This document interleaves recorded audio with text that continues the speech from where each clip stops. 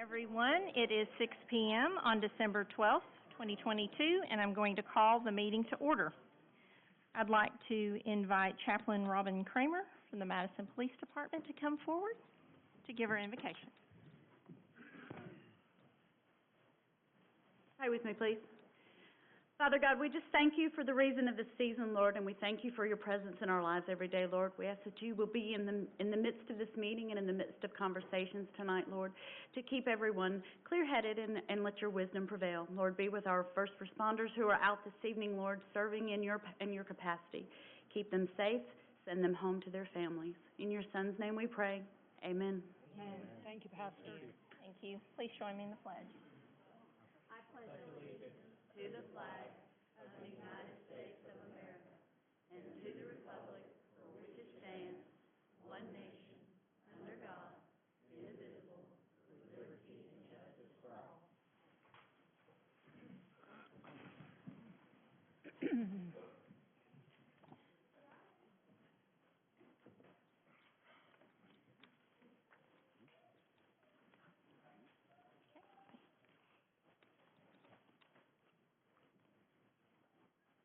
Okay.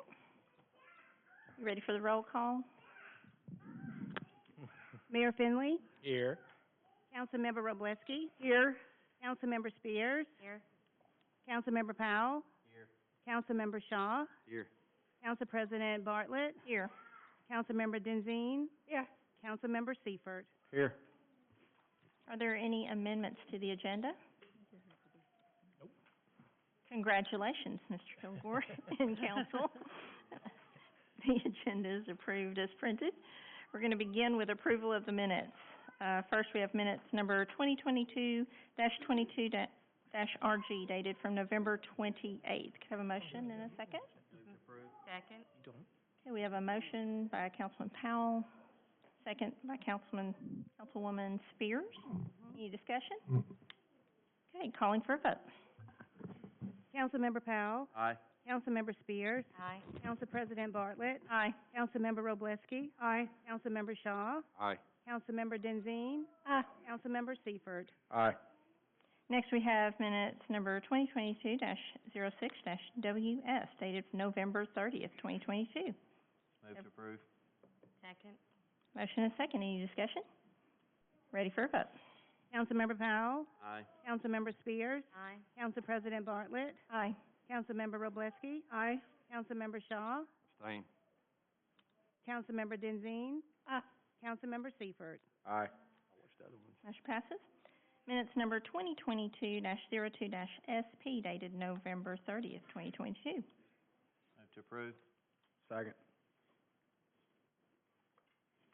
Okay, motion and second. Any discussion? Ready for a vote. Councilmember Powell? Aye. Councilmember Seifert? Aye. Council President Bartlett? Aye. Councilmember Robleski? Aye. Councilmember Spears? Aye. Councilmember Shaw? Abstain. Councilmember Denzine? Okay, motion passes. And finally, minutes number 2022-03-SP dated December 5th, 2022. Move to approve. Second. Motion and second. Any discussion? Ready for a vote. Councilmember Powell? Aye. Councilmember Spears? Aye. Council President Bartlett? Aye. Councilmember Robleski? Aye. Councilmember Shaw? Abstain. Councilmember Denzine? Aye. Councilmember Seifert? Aye. And that motion passes. Now we're at presentations and awards. We're going to begin with the Fire Department badge pinning ceremony. Chief Bailey, would you like to come forward?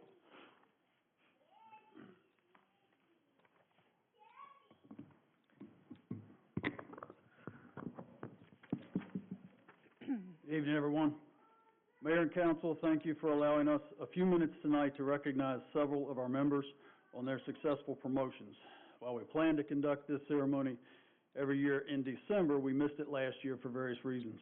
Therefore, we have 18 members to recognize this evening that were promoted from March of 2021 to April of this year. To achieve promotion in Madison Fire and Rescue, one must be purposeful, deliberate, and dedicated to serving our citizens and their own professional development. Each person must serve in their current rank for a minimum of 2 years and complete a task book to be eligible to sit in the assessment center for the next rank. The task book for each rank is designed to ensure that the individual is competent to serve in that overhead role. Once completed, the member may then stand in the next position in an acting capacity as needed. The task book work and their time acting helps to develop them to be our next leaders. To get promoted, they then must compete with their peers and demonstrate competency in an assessment center. So via the years of service, their task book completion and competition, each of these members, along with the rest of our drivers and officers, have earned the right to progress in their careers.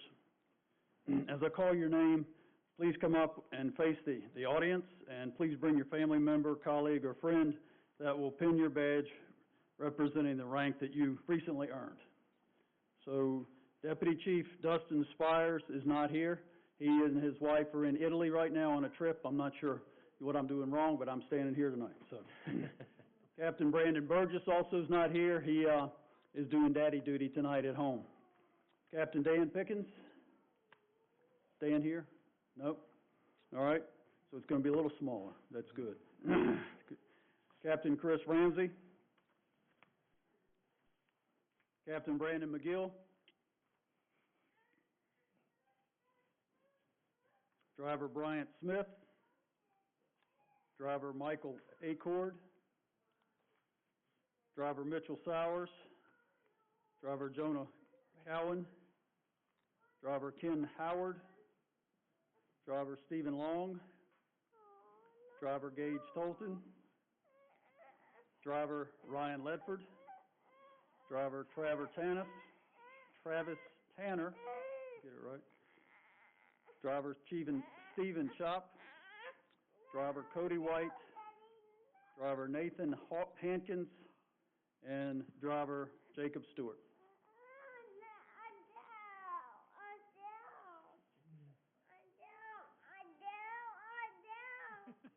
I went down, Dad. Okay. I just real quick want to note that the badges that we wear symbolize our purpose and the trust that we must maintain with all of our citizens.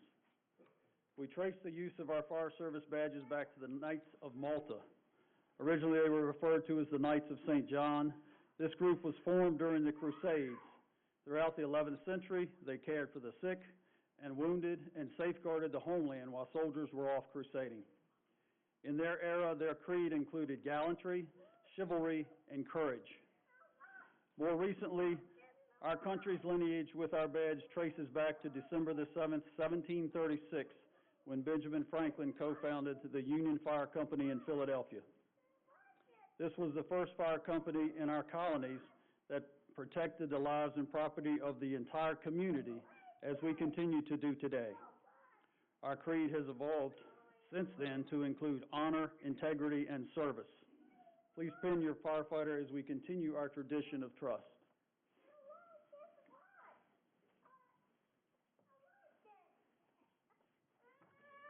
Listen for any screams.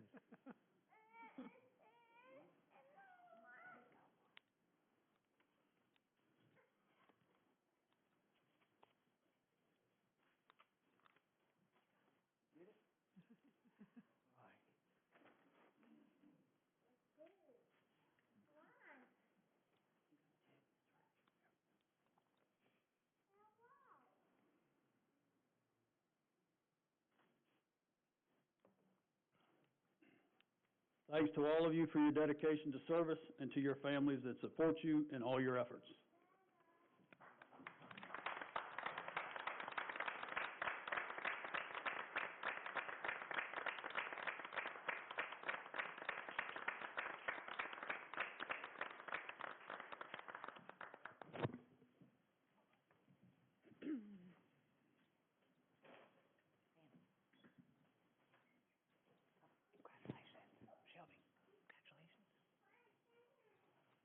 Congratulations, everyone.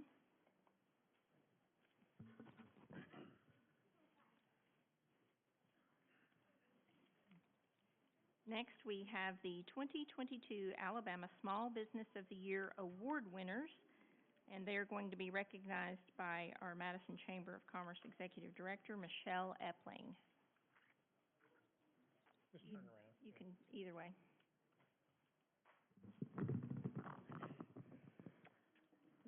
Dear Mayor Paul Finley and City Council, as the Executive Director of the Madison Chamber of Commerce, I have the distinct honor tonight introducing you to our nominees and winners for the Madison Chamber of Commerce. The awards were presented by a partnership between the Business Council of Alabama and the Chamber of Commerce Association of Alabama at a ceremony two Wednesdays ago at the club in Birmingham. The head of our nomination committee was Stephanie Johnson with Mosaic AV, and she truly deserves the credit for these award winners. She spent a lot of time and hours helping me get these nominations submitted, and we actually have not only 3 nominees, but we have 3 winners as Alabama State Small Business of the Year. So at this time, I'd like to introduce each one of them, and if we could maybe get a picture, that would be great. So the first one is Virtuoso Realty Group, received the Bronze Award for Emerging Small Business of the Year. Virtuoso Realty Group is owned by Pamela Bass, and Pamela, just so y'all know, was our 2021 Ambassador of the Year for the Madison Chamber of Commerce. She has been right by my side coaching me the last 13 months, and I am so proud of her for winning the bronze and 3rd place for this award. So can we please give her a round of applause?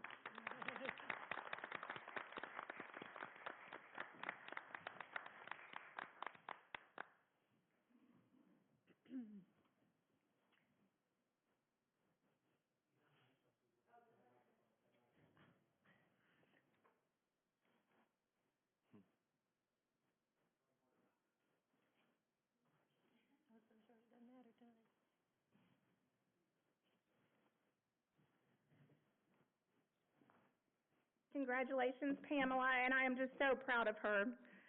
The next award goes to Sherry Burnham. She won Silver Place with Investors Resource. I'm sure y'all are familiar with Sherry. She is our past chairman of the board for the Madison Chamber of Commerce. She led our chamber through COVID-19 and through hiring me. So we are so proud of her and her dedication. She is also the reason we now have our traditional holiday mingle. She was our first sponsor for it last year, and now we have such a wonderful holiday tradition in the city of Madison. So it is my honor to introduce my first ever and past chairman of the board, Sherry Burnham, for winning Silver Place for 1 to 10 employees for the Alabama State Small Business of the Year.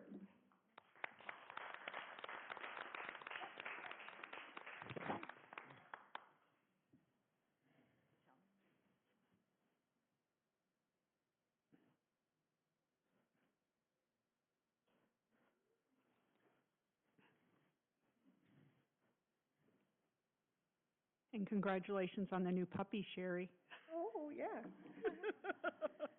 Last but not certainly least, Alice and Steve Lessman with Signal Link, who we know are tireless community volunteers and supporters here in the city of Madison, also got Silver Place for 51 to 100 employees as the Alabama Small Business of the Year. A veteran-owned business, they truly work tirelessly each and every day in our community, and they helped us last year. I had an idea for a Men in Business event, and Alice and Steve were like, let's try it. So I am so thankful for them. They more than deserving for everything they do, and congratulations.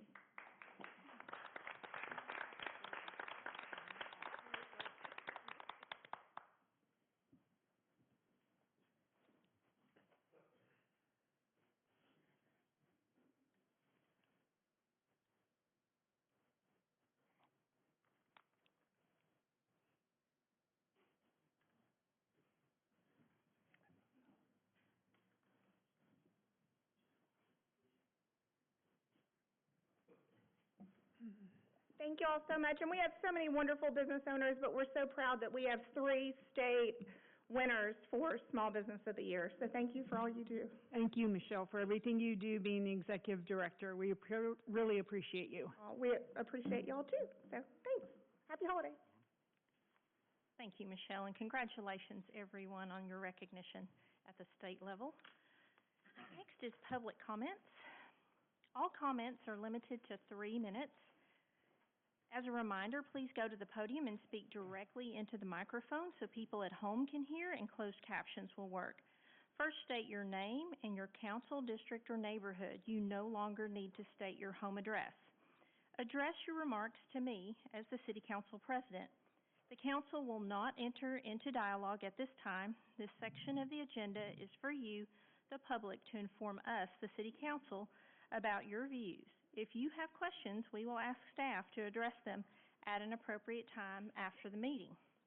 We've had a couple of people submit comment cards, and so I'm going to call them up first. The first person, I think only left a first name. Robert? What's that? Is that Peters? Peters? Oh, is that your last name? It's under the date. Okay, Robert Peters, if you would like to come forward.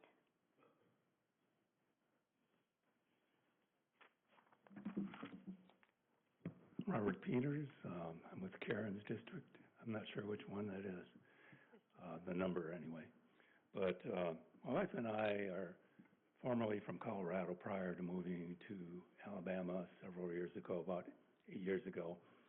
And we know what they went through in terms of medical dispensaries for cannabis, I'll call it marijuana. And we're firmly against having cannabis dispensaries for medical purposes in Madison, as well as the state of Alabama. We tried to get Mike Ball to vote against it in Alabama. He didn't. He rather promoted it. And you see the marijuana industry promoting it with a few sickly children who their parents claim they couldn't get along without TCB or was it TCP or TCB for their children, and they need it readily available through a dispensary. The logic of this fails me because here we have FDA never pushing marijuana. We have national level, it's illegal. And then all of a sudden, the state of Alabama somehow gets some kind of wisdom that comes to them, I don't know where from, being that we're a conservative state, that this is needed for some medical purposes. Well, it's not in the pharmacies. Your doctor can't get it for you. And all of a sudden, we need it, and we need special dispensaries for it. How strange is this, with all the good pharmaceuticals, all the good pain relievers, all the good measured and prescribed ways to alleviate pain, that all of a sudden we need special dispensaries for marijuana. I don't see the logic. I don't see the need. I don't want it for several reasons. Number one, it's going to degrade the city of Madison. You're going to see marijuana signs. You're going to see Red Cross with it. You're going to see people getting prescriptions from so-called doctors for chronic pain, so they can go to these dispensaries for their chronic pain when they never needed to go to these dispensaries for their chronic pain. I see it as a black eye for Madison. I see it as a black eye for the state of Alabama. And it's been proven over and over, the state of Colorado, many people wished they had never voted when included medical dispensaries for marijuana in that state. Thank you. Thank you, Mr. Peters. The next person who's also reserved on a comment card is Jacqueline Peters. I'm wife to that good man of 40 years. Best guy around, I'll tell you. You might want to pull the microphone down. Oh, best guy around, I'll tell you. Okay. Let's see. Where do we start? Well, my husband and I are in accord on this. And in January 24th, 2022, Dr. Mark Johnson, who's the head of the Colorado Medical Association, he wrote an opinion in the Colorado Sun. You may go and read it. But the headline states,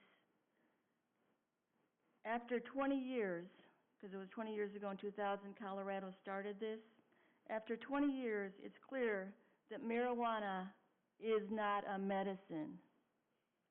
We bought a pig in a pokey. Is that pokey or poke? Oak. This is the director of the Colorado Medical Association, okay? He says it may be far too late for us to reverse legalization in Colorado, but let's not kid ourselves. Politics not medicine, ruled the day. He went on to state the many negative consequences and harm physically that he has seen by people who are using medical marijuana or recreational marijuana. And you can go and read what he says. But I'll give you some research. A Stanford study of April 29, 2022 said, anyone who smokes marijuana more than once has an increased risk of heart attack and heart disease, according to a large study led by researchers at Stanford Medicine. Cleveland Clinic anesthesiologist, November 22nd, can you tell I'm a former television anchor woman? November 22nd, 2022, says they reviewed 20 studies and they found cannabis is no better at relieving pain than a placebo.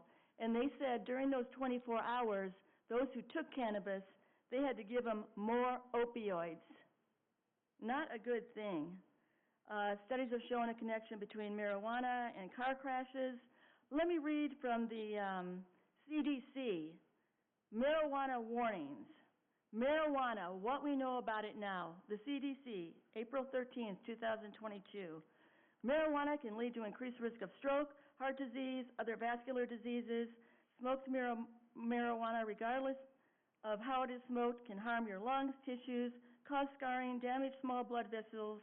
3 in 10 people are going to have marijuana disorders. And I'm saying it's probably going to be your kids, because the brain is not fully formed until age 25. In Colorado, we found most of the people using medical marijuana, 80% of them after 2 years. Who were they? Young men falsely complaining of back pain, with fraudulent doctors approving it. Okay? This is going to kill our children. What's that? Sorry, your time is up. Okay. Thank you very much. I could go on and on with it. It's God's truth. God's truth. Think about it, how it'll destroy our kids.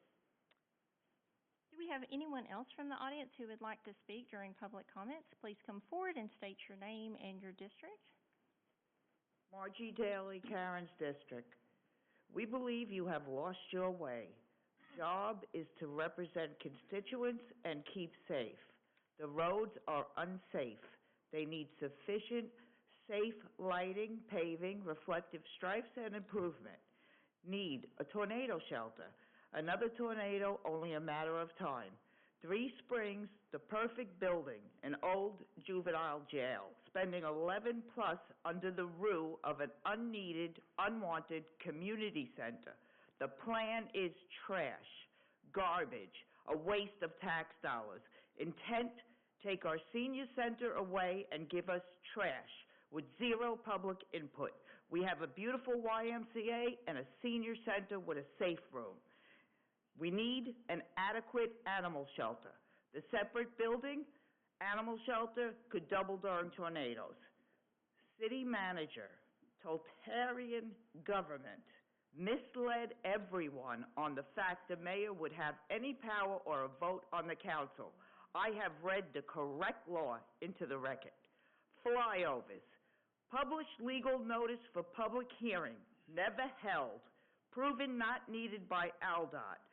Flies over Madison, yet the tax dollars pay 100%.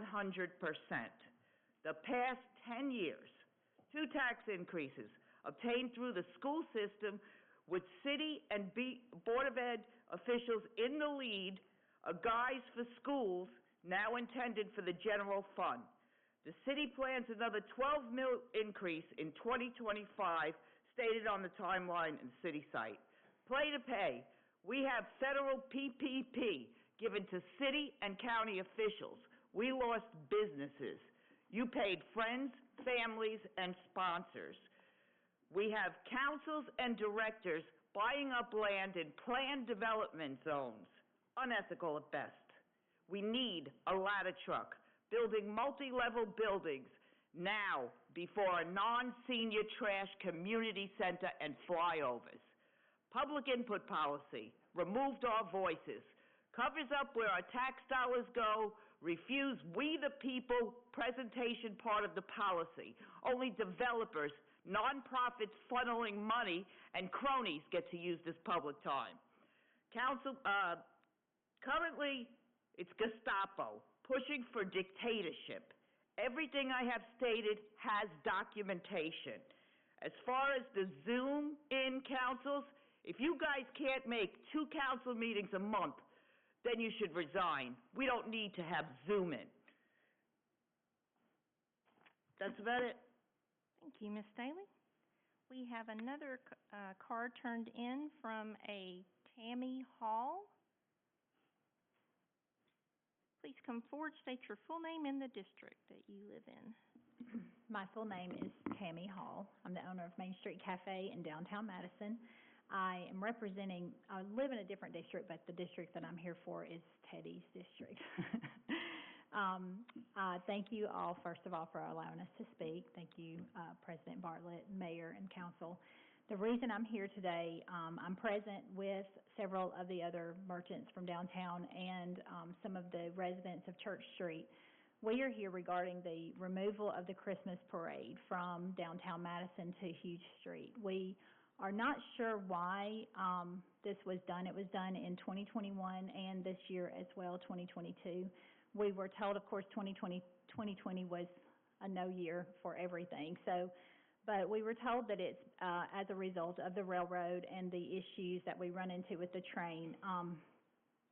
For us, that's not really a good answer because we deal with that train every single day.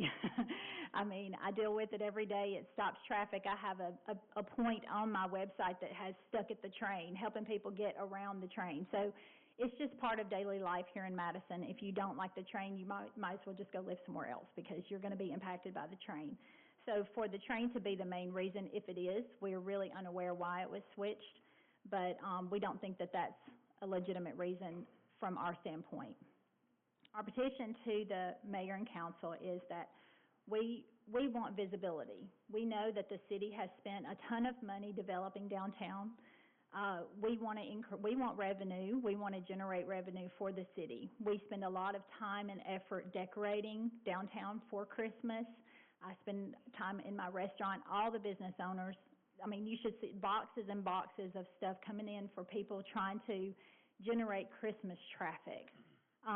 We see the Christmas parade as a visibility point where people come in, see downtown. I've been in the restaurant 4 years, and there's almost every single day people walk in and say, I had no idea y'all were here.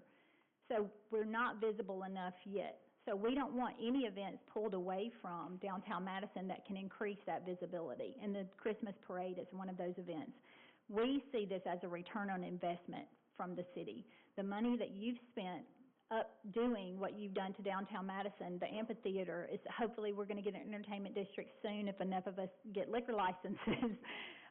The things that we're doing to try to, in conjunction, I'm not good at speaking, but in addition to what the city has spent, we see this as a return on investment of what the city can do. And my last point is, when you envision your kids taking a picture with Santa, is it better to have a picture with Santa on a 4-lane highway or in front of a 100-year-old home?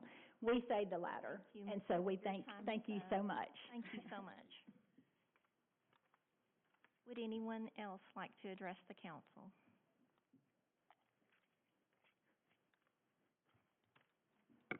Jennifer Coe, 910 Highland Drive, Ashley Estates, District 5, Council President.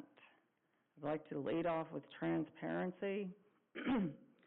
Why have the agenda packets been removed from the archived meetings? We went over this with the clerks during a meeting, I believe it was in October. I specifically asked if the transition to new software would eliminate the packets from being able to look up agenda packets from, say, a meeting in October or a meeting in 2021 or whenever. Number 2, public hearings.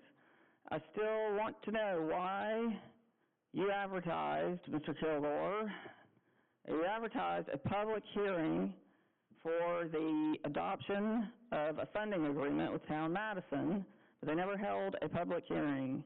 This funding agreement was to allow the city to undertake the construction and installation of flyover access ramps from I-565 to Town Madison.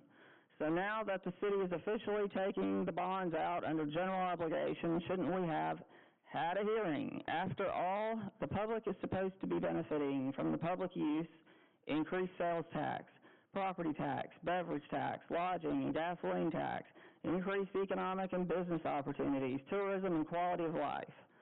We were supposed to discuss whether the expenditure of public funds and lending of credit will serve a valid and sufficient public service, notwithstanding any individual financial, material, or other benefits accruing to private persons or entities such as Town Madison's bondholder, Regions Bank, and any other investors or partners like perhaps the bond salesman.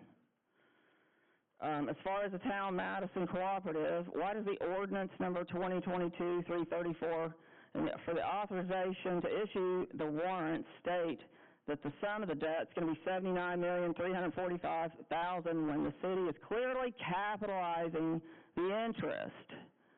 So June 1st, it'll be $1,558,437,000, and on December 1st, 2023, we'll have $1.8 million due just for the interest. So the purchase of the bonds is really going to be, when you're including all the underwriting fees, $83,724,500. Which includes the premium. So why are we financing all these interest payments? Why are we capitalizing the interest? I mean, is the city so broke that we can't put the down payment on these bonds? Let's see, and this is for economic development? Thank you, Ms. Coe. Your time is up. Is there anyone else who would like to address the public? Please come forward, state your name and district. Good evening, Council, Mayor, Ms. Bartlett. I'm Terry Johnson from District 6. Many of you know that I've been working with the group Madison Forward to collect signatures to put the council manager form of government on the ballot. And I just want to remind everyone here that the question on the petition says, shall the council manager form of government as provided by the Council Manager Act of 1982 be adopted for the city of Madison? And I hear a lot of contradictory things about what the Act says, so I just want to mention to you that in the Alabama Code, which anyone can look up, and I certainly encourage them to do that, 11-43A-1.1, it clearly outlines the fact that if we go to a council manager form of government, the mayor would be the president of the city council, and he or she would have full voting rights on the council. That's very clear in the code, 11-43A-1.1. Some who say that the mayor would not be allowed to have a vote may be referring to 11-43A-70, which is part of the Council Manager Act of 1991. That would not be applicable in this case. That act, if you read 11-43-70, it says that that is for cities who already have a council manager form of government. They can adopt additional articles if they so choose. So sometimes that's not clearly stated by others, and I just wanted to say that. I'm a mathematician, not a lawyer, but the code is clear enough to read that, and I have, checked it out with some other people, so I just wanted to say that. And lastly, I just want to say thank you for your service. I wish you all a Merry Christmas. The city looks beautiful, and I just thank you for what you're doing. Thank you, Dr. Johnson. Would anyone else like to address the council? Please come forward. I think you've already addressed the council during public comments. Speak again. I'm sorry, you only have Okay. 3 minutes in public comments. I'm sorry. Didn't know that. Yeah, that's okay. Yeah, I saw somebody else want to come back up.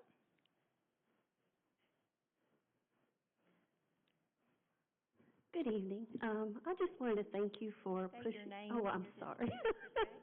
Heather Morgan, District 5.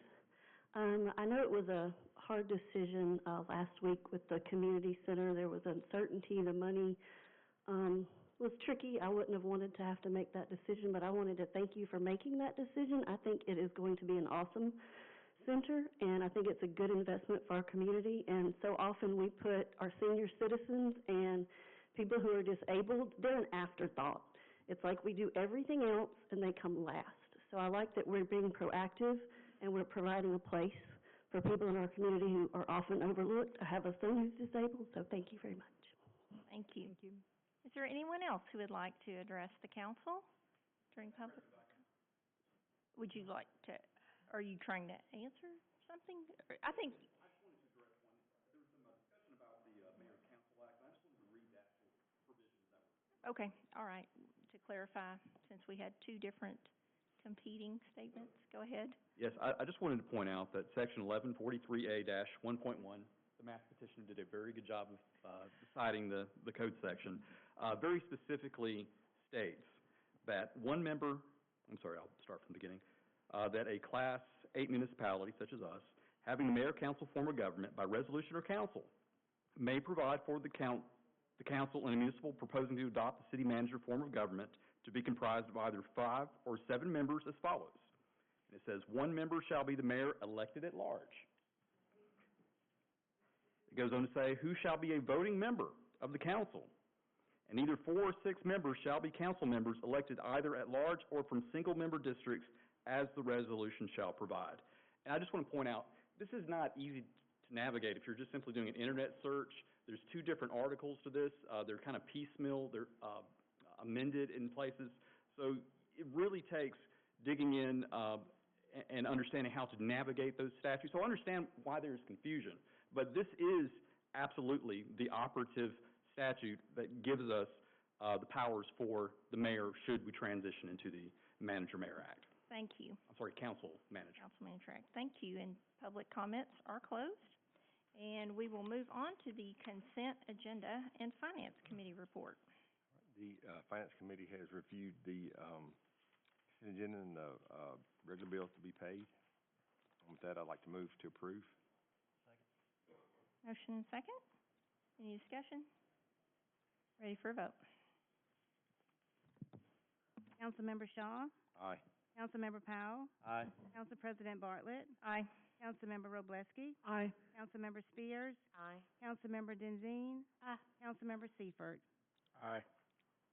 And the consent agenda and Finance Committee report passes. And presentations of reports, Mayor Finley. All right, and I have several things. I'll go fairly quickly. First, I want to congratulate everybody who is with NASA, a contractor with NASA, or anyone else who brought home the Orion spacecraft and did the Artemis mission.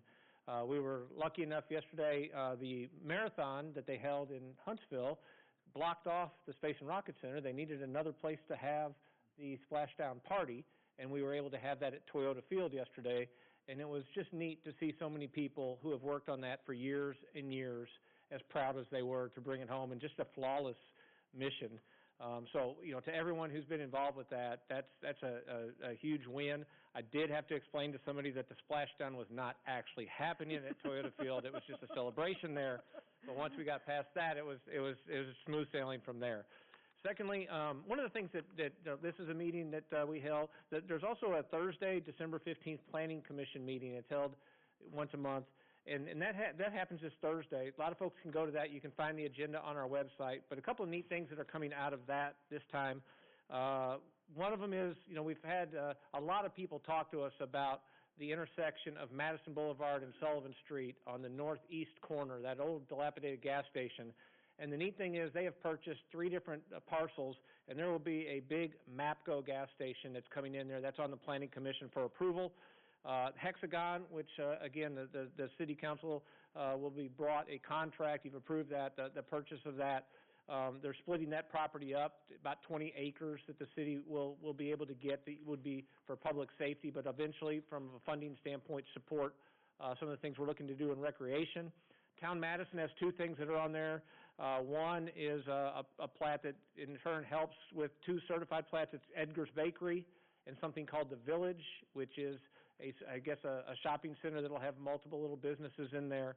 And then also a second one that has certified for lots that the Homewood Suites will be on, right as you come off the interchange on the right-hand side, which will be the 5th hotel that will be in the Town Madison area. Again, one of the things we did with the agreement, council, when you, in turn, are going forward with the bonds, when we took out for no return the developer, that gives us all of the new hotels in Town Madison, or at least the first 3 hotels go directly towards supporting paying off the multi-use venue. And then there's 2 more hotels along with the other funding that's there. So multiple things are on the Planning Commission agenda. Folks can go see that. It's Thursday night. Do want to talk about, we hear you guys loud and clear when it comes to the parade. We respect what you're saying when it comes to safety. We also listen to our police chief, our fire chief, our recreation. So we do want to find that balance. Was thrilled with the turnout on the Wassel Fest and trying to get more folks downtown. And so we'll listen, try to accomplish what we can when it comes to that. I will say that, it was unfortunate we couldn't hold that Saturday. Weather just simply took us out of the Christmas parade. We can overcome a little rain. We can't overcome lightning and just hard rain. And so we made the decision. We tried to hold off as long as we can. We made that late. By the time we got to Sunday, we only had 8 folks who told us that they for sure would be in the parade.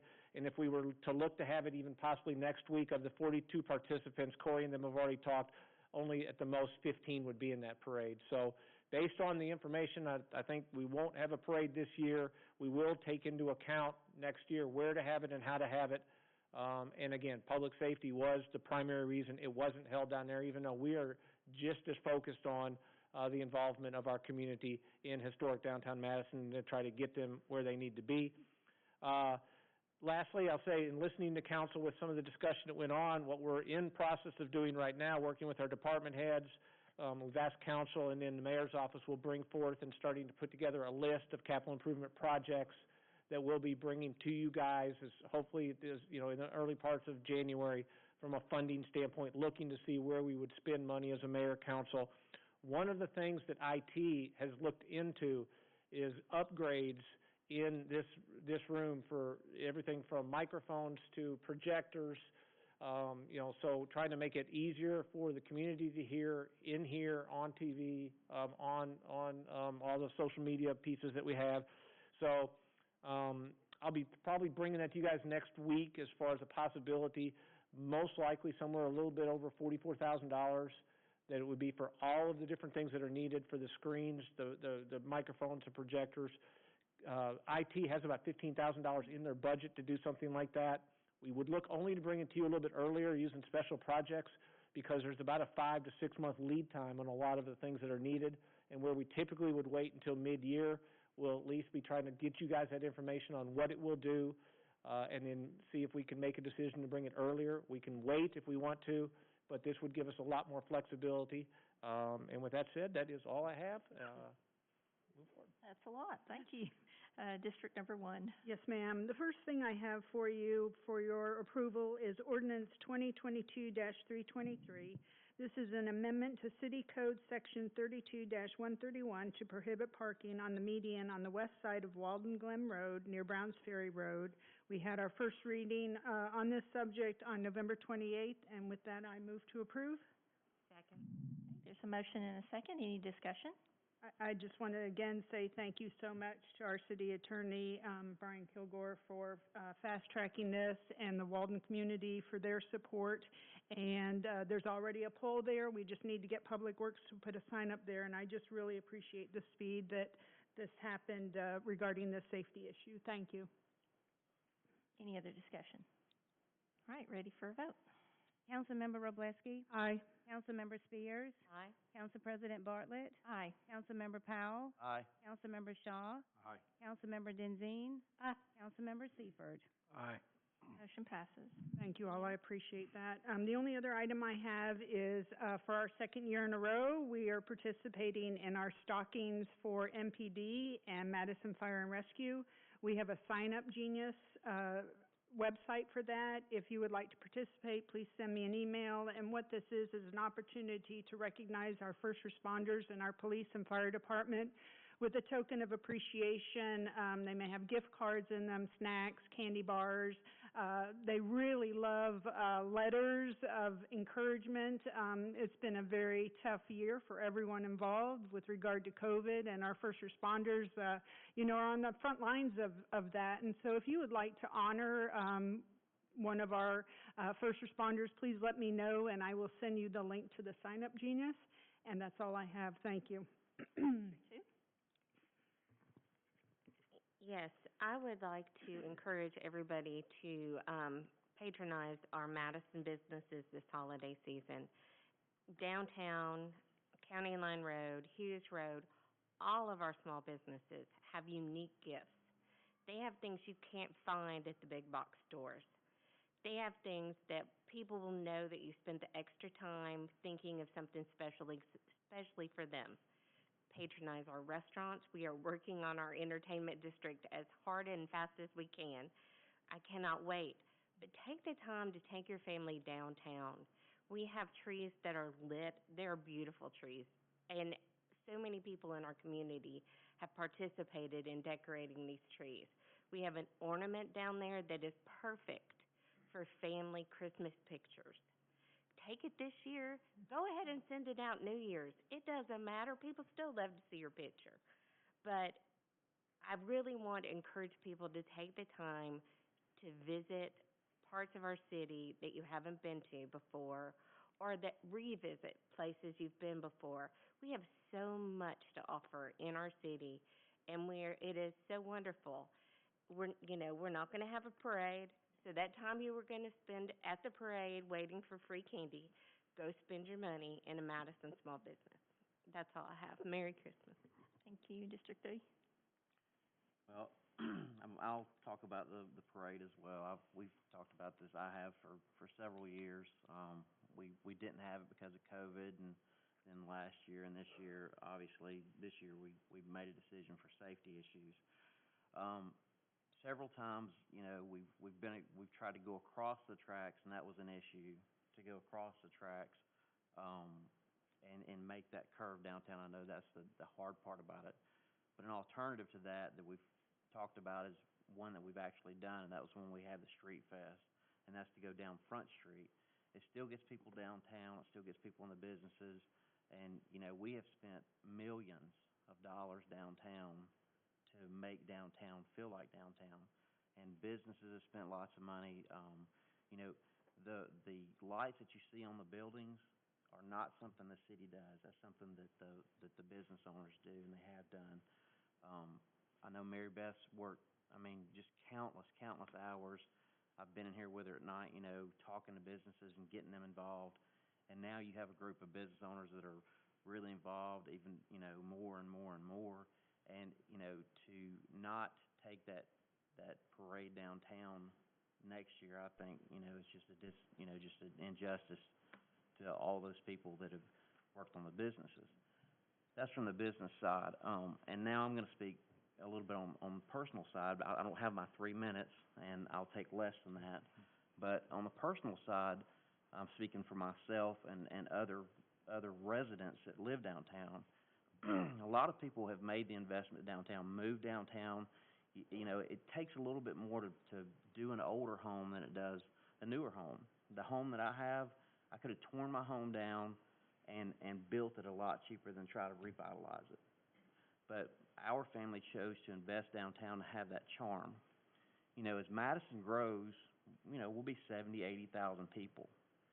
There's, less than 100 homes that are downtown. There's less than 50 homes. And, we invest all this time, this money. The residents move down there for the charm and to keep that charm. And it's not just for the residents, but it's for everybody to enjoy. I can tell you there's people that drive by my house or my neighbor's house. Talk about a neighbor watch. You got people, stopping by your house all the time. So I get calls from my neighbor, hey, somebody's outside your house. Yeah, thanks. They're just looking at the house. So, to make those investments both from the residential side and a business side, that's where we've come together, and the city's come together, and to write that off. Again, I'm glad to see you guys here, and appreciate y'all showing up for mentioning that. And like I said, I want to mention it from the resident side, and that's really all I've got. Thank you. District number 4. I'll say we're gonna move the, Finance Committee meeting to the second meeting of the month at 4:00. So our first, Finance Committee meeting with this, since we've reorganized, will be next Monday at 4 o'clock. That's all I have. Okay, thank you. District 6? Thank you. For those that were at the last full meeting, I talked about how my emphasis was going to be on the well-being of the citizens. And after that meeting, I had the most interesting email, and I've been given permission to share part of it with you. It was written to me by Kathy Patrick, and she said her concern is for the fixed income and lower income residents of the city. I know a lady that works in Publix on Madison Boulevard, and she also works at Costco. It is sad that people have to work 2 or 3 jobs just to make ends meet. This is becoming more and more common with the continued rising prices. It's no wonder we have mental health issues on the rise when this is the reality for people. Please continue to keep this in mind, that there are trade-offs for everything that council does. We exchanged a couple of emails, and then she clarified her point. She said, my intent in writing you is to encourage you, as part of the council, to reduce the causes of stress, taxes, traffic, etc., for the people, not to be the solution. I thought her point was spot on. City Council can reduce stress by providing well-functioning public services. And I thought that was so intuitive of her to come up with that. And so I want to thank her for sharing that perspective, and I wanted to share it with y'all.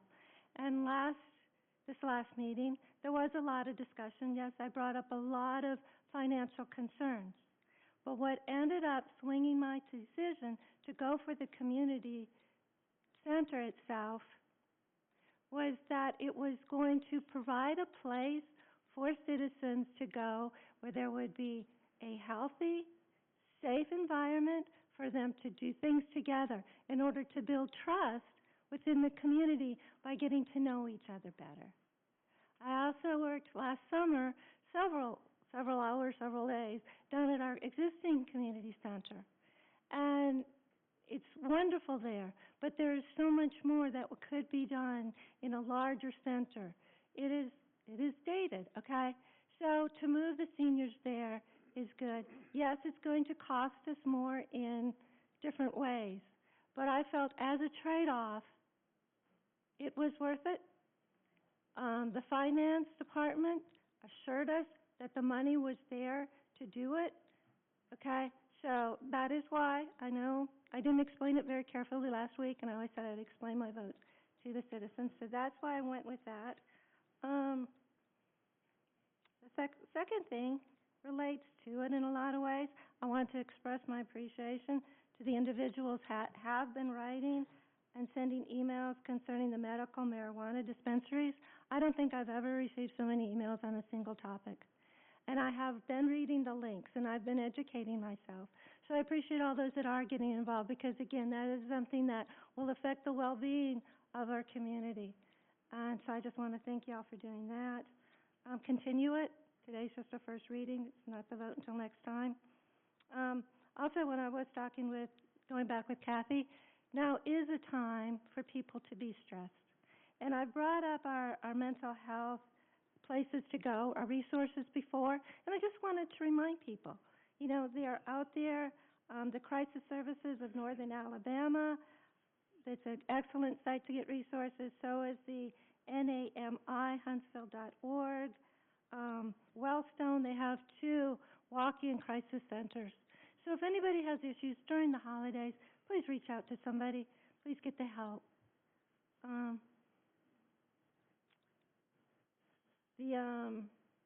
As far as what we talked about, as far as capital improvements, we were asked, what is it that we want to have our priorities?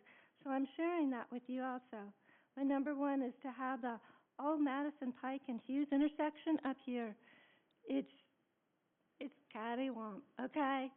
Have that put into good order so it functions so much cleanly, so much better. That wasn't the word, but you know what I mean. It really needs help, and that is one of my first things, along with all road projects that are currently under the design phase. All those should be totally funded, so we do get our roads working in good order. That's number one. Number two is the fire and police infrastructure, both in Town Madison. I also would like to see another fire station out on the west side. I also would like to see a fire and police training infrastructure. I think that's very important too, that we can have well-trained staff. So all these things are just so important. And so I just wanted to explain myself to those that thought that I was just going off the rails. I do put a lot of thought into my votes. I do try to find out as much as I can before making my votes. And the very last thing, which I suppose hasn't been mentioned, is the Christmas capers. I'll end on a positive note. This Sunday at 4 o'clock, this Saturday at 4 o'clock, we are going to again have the rubber chickens go flying off of the building. It is such a fun event. It really is. And I just want to thank so many businesses and organizations that have been so generous in contributing to provide the wonderful prizes that will be had to the individuals lucky enough to catch a chicken. So with that, I'll say we'll have one more meeting before the holidays, but I wish everyone a very safe and healthy holiday season. And that's it. Thank you. District 7? Yeah, as Mayor Finley mentioned earlier, we have Planning Commission this Thursday at 5:30. Thanks, Mayor, for bringing up those good things going on in the city. And then I guess from that standpoint, I believe we don't have a meeting before the holidays. It's actually after Christmas, so I will wish everybody a, what now? It's the 19th. Oh, it's the 19th. Okay, so I'm behind the scenes, but I wish everybody a Merry Christmas. I said, we have one, I hope you're there. You have one? All right, Next Monday. that's it. Okay, just to clarify, we did originally have our second meeting in December scheduled for December 26th, but we have moved that back to December 19th, next Monday. We discussed that at the work session. I think you were coming in late at the work session, so you might have missed that discussion. Also, we have a work session scheduled for January 11th. We'll be sending out a notice on that and an agenda very soon. And that's all I have. We're going to move to board and committee appointments, and Teddy, I think these are yours. I have them all. I'll do all the heavy lifting tonight. Okay. So two of mine are for the Madison Historic Preservation Commission. Both Charlie Noah and Gerald Clark have served on there for several years. Actually served with Charlie, so that's been some time ago. And I am going to try to reappoint him to place 4. Do I need to do these separate? Let's do it one at a time. Okay. Place 4 for Charlie Noah. Okay, so we have a nomination of Charles Noah for place 4 on the Madison Station Historic Preservation Commission. Are there any other nominations? Seeing none, we will appoint him by acclamation. Next. And the other one is Gerald Clark, place 7. Are there any other nominations for place 7? Then we will appoint reappoint Gerald Clark by acclamation. Okay. And my next one is for Zoning Board and Adjustment Appeals, and that's Brenda Bushman. Any other nominations for place 4 for Zoning Board of Adjustment and Appeals? Then we will appoint Brenda Bushman by acclamation. I'm done for tonight. All right. Okay, so department reports, start with legal. Mr. Kilgore.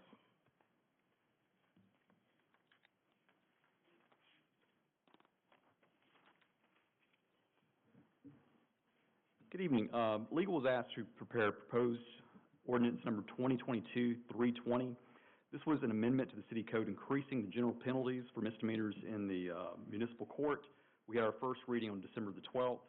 As you recall, what we had here was a situation where our code only followed the 2005 mandates by the statute that limited the city to a $500 fine and 6 months imprisonment. And over the last, 18 years, the state statute has gradually given all kinds of exceptions to that and gives cities much more discretion as far as what they can actually have as a fine and what the imprisonment might be.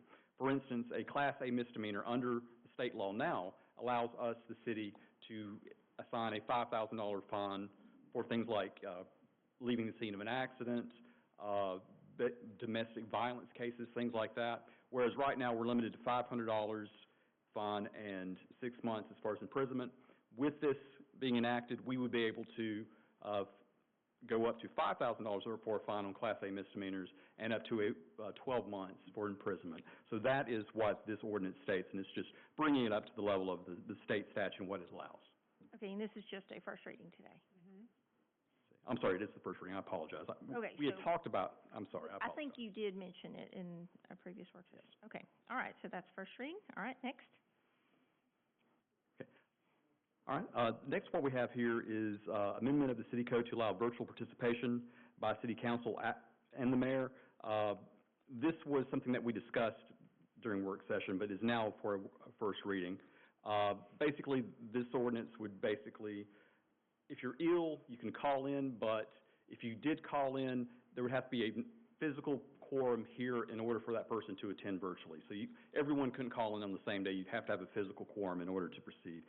Under the ordinance, and it's basically parroting the state statute, someone who's attending virtually is attending for all purposes and can vote. Okay, and this was designed so that someone who might be contagious could still participate in virtually Yes. if they were ill. Okay, all right, that's first reading. Go ahead. Okay.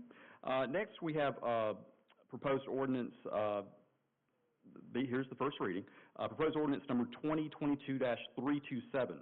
This is authorization for the operation of medical cannabis dispensaries within the corporate limits of City Madison, Alabama, pursuant to Alabama Code Section 20-2A51C. This is the first reading. There was a lengthy discussion during the work session about some of this. I believe there were a couple questions posed to legal that I wanted to address. I had sent an email out, but I just wanted to answer those publicly. One question that was asked was, what has the county done? Because there was some concern, what happens if they authorize a dispensary right outside of city limits? Would we get all the negatives but none of the benefits? My understanding is that the county, Madison County, has not taken any actions yet on this, and they don't plan to. However, that could change next week or the week after that. There's also a question as to the deadline. I reached out to the council for the Cannabis Commission in Montgomery to sort out whether or not the council would be limited in being able to vote on this at some later time to let the dust settle and then make their decision later about whether or not to do this. And I was advised that there's not a set deadline. Basically, the council can take action whenever it wants to. But the way this is set up, all these applicants have to turn in their application for their license before December the 31st. And during that process, they have to say, where's it going to be located? And they have to have a copy of their business license. So as a practical matter, if someone is sitting on the sidelines going, I want to locate in Madison, they can't get their business license before the end of the year, and they can't say with any surety to the state that they're going to have a location in Madison. Those folks are it's just unlikely that one of these dispensaries would be here. So it's kind of a de facto deadline, but the council can take actions whenever it wants, but those licenses are probably going to designate locations before the council could say, if they took action in June, everyone would probably have their locations already set out. Mr. Kilgore, you said you checked with Madison County. Did you also check with Limestone County? I did not check with Limestone. Unfortunately, I cannot report on where Limestone is, but I do know that Athens very recently did pass one. But I don't know about the county itself. Thank you. So for clarification, if somebody wanted to apply for a license say it gets approved next Monday and they want to apply for a license, by December 31st, they have to have the address where they own the property. There doesn't necessarily have to be a building, but they have to own the property. Is that correct? They have to be able to designate the location. And I also was able to clarify that although there's a December 31st deadline, there's a bit of a grace period for the first couple of months where applicants can go back and cure some of these things. And from what I understand, they might be able to come back a little later and say, this is going to be where the location is. Now I've got my business license. But it goes up to April. Then there's kind of a drop dead date as far as everyone that's applied. And then there's a period of public comment for 30 days, and then after that, they actually award the licenses. So for what I'm being told, in a situation like this, they very well could maybe cure some of this with their application, but it does put them behind the 8 ball when they're trying to apply and they have all these, there's hundreds of applicants for just those few licenses. So obviously, the people that have a location early and a business license, they're probably going to get different consideration from the folks that just can't say where it's going to be. Okay, do we know if the couple of dispensaries that have approached us have property within the city limits? Do we know that? I'm not aware as far as if anyone was acquired any property. I know that we've had people reach out to the mayor's office and to legal. We recently had someone who reached out to only put the cultivation location of their operation in Madison. If there's any additional information, I wouldn't have it. I don't know that any, unless Mary Beth has any additional information as far as steps people have taken to locate here. Unfortunately, I can't answer that question. I'm just wondering if we need to vote, if it's even going to be possible for a business to have property by December 31st in a standalone secure building, or is this something that should be tabled, or what is the best procedure for this? According to the direction we received at the last work session when this was introduced, I think the question was, should we put it on the agenda for a first reading? And the feedback that I received was you were wanting more information, which we've been provided. I think Mary Beth sent you an email, and as well as Mr. Kilgore, that we would put it on tonight's agenda for a first reading. It would then follow on December 19th for a vote, unless, and there would need to be a motion and a second to move it forward. We would discuss it. There would then, if there was a motion to table, that could happen, or we could have an up or down vote if there's a motion or a second. If we don't have a motion and a second, that'll die there. It dies. Okay. So that's procedurally how we've got this set up. And Mary Beth, you could help me with this, but I do know we've had someone talk to us. They've talked with Mary Beth about locations on where it would be. I don't think they've purchased something, but they've defined 2 or 3, maybe down to 1 place. Mary Beth, can you help them with that, please? I'm not aware of any of the dispensaries having acquired property, but they may not have told us that. However, I was contacted from a cultivator, as Brian was mentioning, and they've secured a piece of property. And interestingly, under state law, to operate a dispensary or an integrated facility, which includes a dispensary, you have to have permission from the local government, meaning you all have to adopt this ordinance.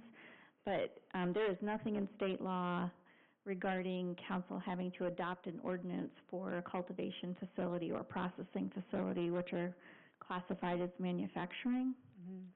So haven't started to explore that yet, but the dispensary is the only thing that where you've got, I'll say, more power, if you will, beyond regular zoning. And again, we were told that somebody's acquired a property, an industrial property for cultivation. Thank you. Okay. Any other questions? I would like to thank everyone who's been emailing the council, sharing your views, everyone who showed up this evening. We're not voting this evening. It's just a first reading, and now it is scheduled to be on our agenda next Monday, December 19th. Okay, moving on. Next, we have resolution number 2022-328-R. This is requesting authorization for archiving and publishing the audio-visual from the November 30th, 2022 work session meeting. That's where we had a vote as well, following the work session. Yes. Is there a motion and second? Move to approve. Okay. I think Aaron can have it. I can second. Okay. Motion and a second. Any discussion? Ready for a vote. Councilmember Denzine? Aye. Councilmember Robleski? Aye. Council President Bartlett? Aye. Councilmember Spears? Aye. Councilmember Powell? Aye. Councilmember Shaw? Aye. Councilmember Seifert? Aye. Motion passes. Next. Next up, we have resolution number 2022-333R. This is authorization of a change order that was submitted by McMinnis Construction, LLC, Miller and Miller Incorporated Joint Venture 2. That's a mouthful, but it's the joint venture that's putting together, that was awarded the bid for the Phase 2 I-565 construction of the westbound ramps. There was some discussion, I think, at some earlier work sessions, maybe at the end, I believe whichever one that we had in September, that if we were to extend the bid as it went out a good 60 days, I believe, that there were going to be some problems with this joint venture being able to match some of the steel prices. That it was very volatile and they expected them to increase. And this is basically, that's come to fruition. They have submitted this change order for $260,000 to be paid ultimately from the bond proceeds in order for them to manage the volatility of some of those materials for the construction of the overpass. Can I have a motion and a second? Move to approve. Second. Okay, motion and second. Any other discussion or questions? I'd like to thank them for working for us and working with us on this issue. Miller & Miller has been great to work with, and I know a lot of moving parts. I really appreciate them being a little bit forgiving on the time frame. Anything else? So this had to do directly with the cost of the product that they were... It was, and they let us know immediately when we told them that there would be a delay before we could make a decision on awarding the bid. They were in contact, I believe, with Councilman Shaw also, and they had made it very clear that there was a volatility, especially in steel, and an increase, and this was right in line with what they had basically telegraphed to us from the get-go as far as how much they would have to submit for that change order. Okay. So it seems like quite a lot for a short amount of time. Well, again, it was over the course, I think there was a good 60 days there from the point that we anticipated that we'd be able to accept the bid or handle the bid, to the point that there actually was an award of the bid, and they were able, and I understand from the industry and just talking to some other folks that have been involved in some other projects, that there's a lot of volatility with these costs, partially associated with inflation. So they did communicate this pretty early to us. I think there was an intervening hurricane as well. They went back to their vendors because whatever day their bid was up, their subs would only hold price till that date. So when we said we need to extend it past your date, they went back to all their vendors and said, what is your price going to be if you go up? So everybody went up that amount, and so they're not going to eat it. So because we delayed and negotiated, this was the change. This is what you're telling me? What now? Because we delayed, because we were in negotiation longer, this is the result of that. The Price increase on that. Okay.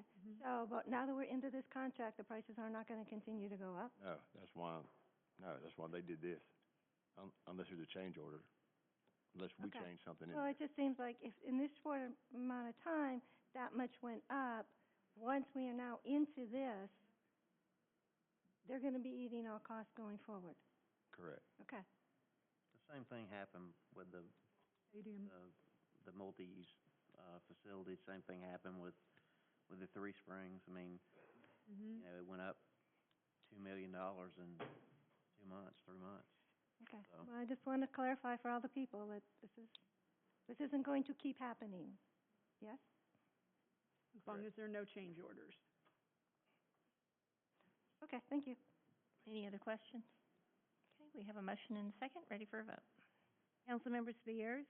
Aye. Councilmember Shaw? Aye. Council President Bartlett? Aye. Councilmember Robleski? Aye. Councilmember Powell? Aye. Councilmember Denzine? Aye. Councilmember Seifert? Aye. Okay, last ordinance? Yes. Next up, we have another first reading. This is proposed ordinance number 2024-334. This is for authorization to issue warrants or bonds for the construction, for the purpose of funding the construction of the I-565 westbound ramps and to, for lack of a better word, complete the Town Madison buyout. What we have here is an agreement that was prepared by our outside bond counsel, and we've inserted a lot of the figures in brackets, as you may have had a chance to review this. Unfortunately, at this point, going to the bond market, we don't have set dollar figures down to the dollar to the cent as far as what some of these figures will be. A lot of that's going to be dictated at the moment that we actually go to the bond market, and then those will have to be inserted with more specificity as far as what you actually vote on next week. Mr. Bolt, Preston Bolt, is outside counsel that has prepared this. He is going to be available next council meeting for this vote, so if you have any more in-depth questions as far as some of the more, intricate details as far as the document. He will be here for that, but we basically substantively, all the terms and everything here are there. It's just understand that those bracketed amounts are subject to change and again, I can't tell you how much they're going to change until we go to the market, but right now, this is the best information we have to provide to you. Okay, thank you, and that's just a first reading. We'll have the numbers for you on Monday. Thank you. Thank you. Okay, recreation. My favorite person tonight.